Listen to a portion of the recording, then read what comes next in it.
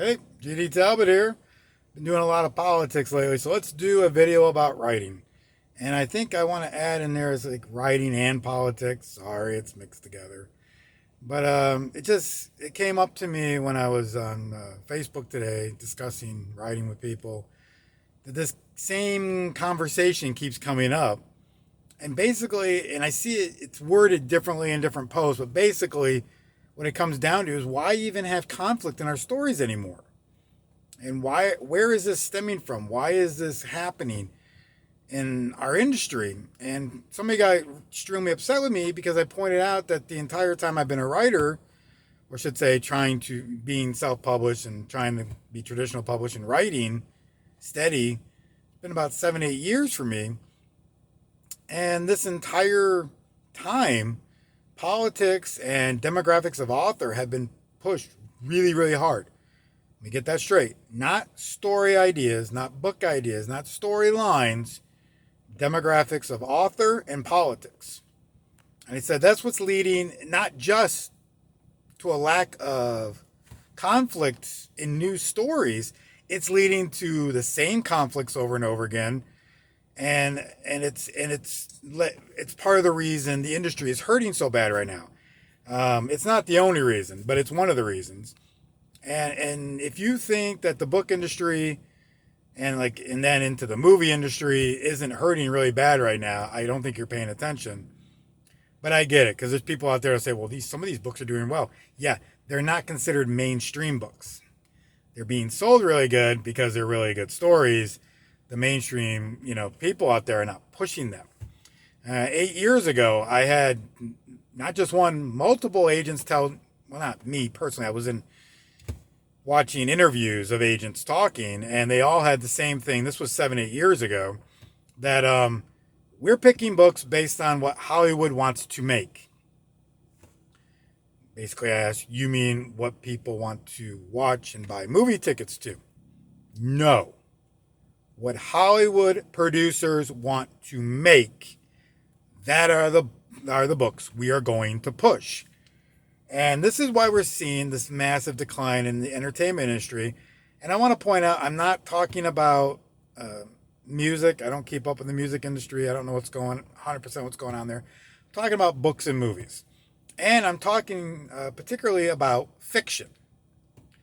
Because that's when talking in this experiences I've had we have been discussing with these agents and different people. We're talking about fiction writing, not nonfiction. But yeah, they made the point clear. Whatever Hollywood's doing, this is why we have the same stories over and over and over again, or the new things come out are boring. They don't have a lot of conflict, and they just flop. There's a reason why Rotten Tomatoes, you have their experts giving really, really high reviews, and the audience is getting very low reviews, and they're not making money.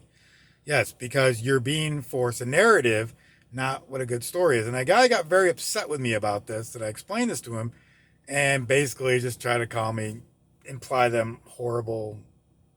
all these horrible, untrue things about me, which is actually not true. There is a push for narratives, not good stories.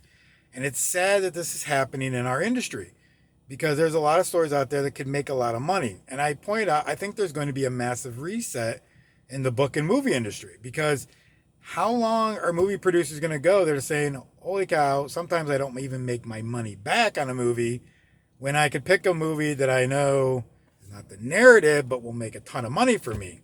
It's not going to last forever. And this guy got very upset with me, and he said it isn't real, but it is real.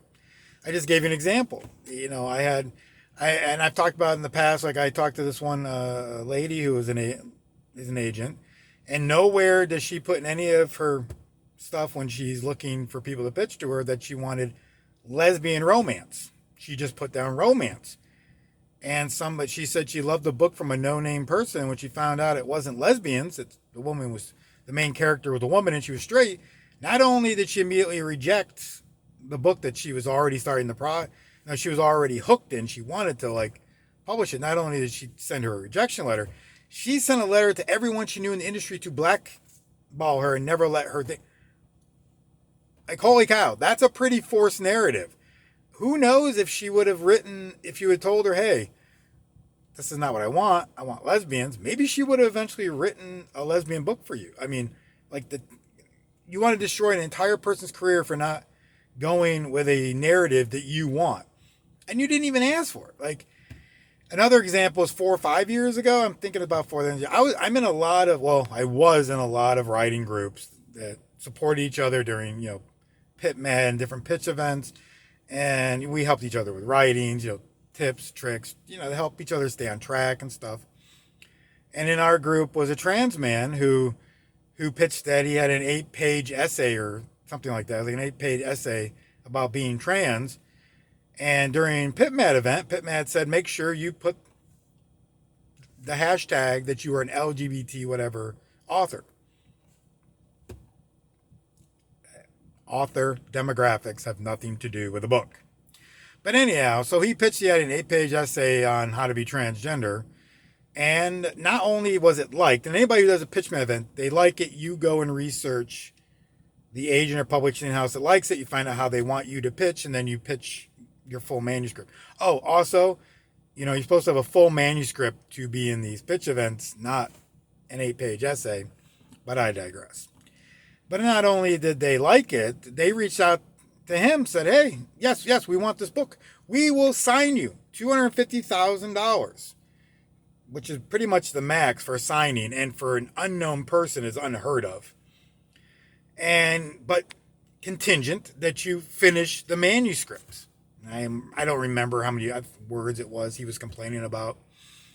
And he went back to the group after we found all this out, screaming and yelling, I'm not a writer. Why do they expect me to write? And we're all like, what is going on?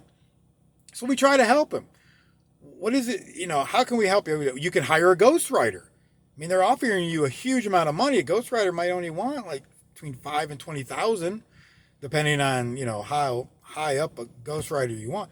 Freak out angry. How dare you say I should have to share the money? Okay, what is it you're trying to do? Let us help you. Let us, we can push you in the right direction, give you ideas, how to write, how to understand how to write an entire thing. And then, as it's going on, we're finally saying, well, what is the conflict? There is no conflict. What? I remember, because you were asking, well, okay, if there is no conflict at all, could it be based on the gay bashing during the 80s? That's a massive lot of conflict. Like, you could base your story in that. That would give it, good conflict, good character and story arcs. That could really... No, I'm not going to do that. Okay, what about what's going on in the Middle East? Gays and trans people, it's very dangerous for them in the Middle East. What about a story like that? No. Okay, what about your own personal experiences?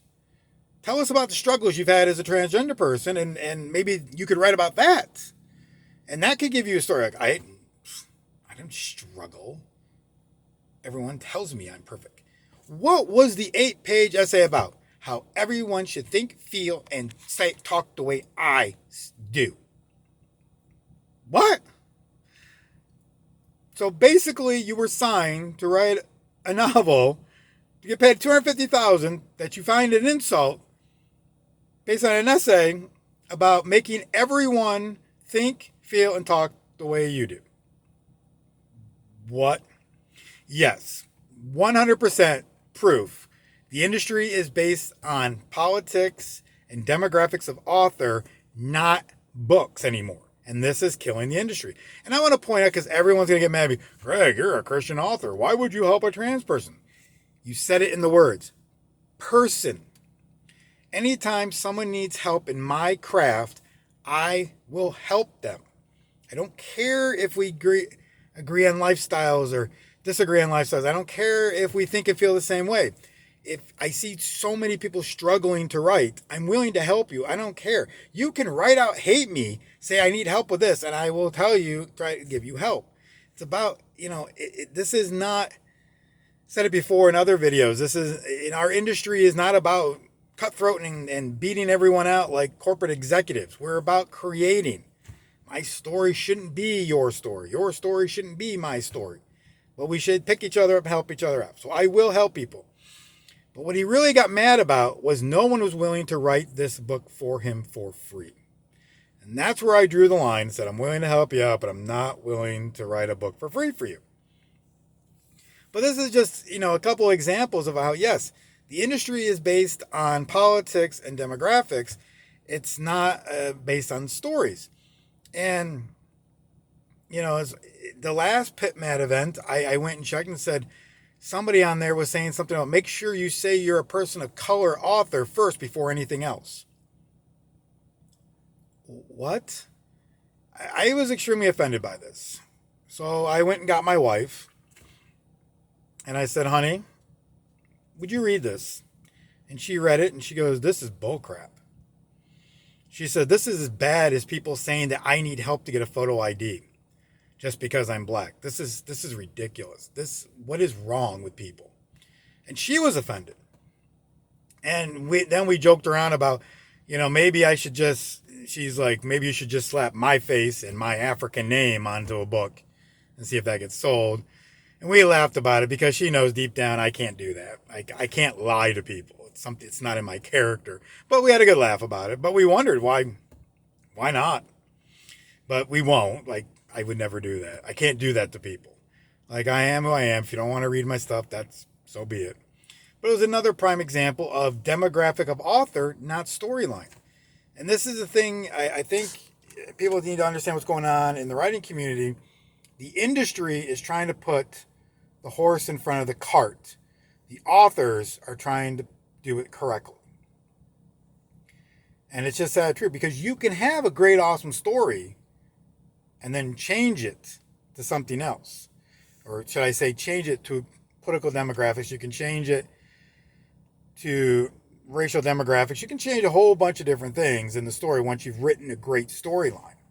But that's not what's happening. And honestly, yes, it will degrade your story if you intentionally change things to fit narratives. Yes, but if you start with a great story, you'll still end up at least with a good story. The problem here is we're pushing too hard for demographics and politics demographics, author demographics, instead of pushing for great storylines. So my advice to the writing and all the aspiring authors out there like myself, keep writing, keep doing, keep being inspiring. Eventually things will turn around. Like I said, if you look at books, there are books doing extremely well. They're just not being allowed to be advertised or told about or made into movies. So another good thing is maybe hire your own marketers, a marketing company to market your books. Because the mainstream industry, the gatekeepers are only looking for demographics. They're destroying their own industry. And we're just waiting for them to figure out this is a bad idea. So I'm GD Tubb and I'm out. I'm dry and I'm out.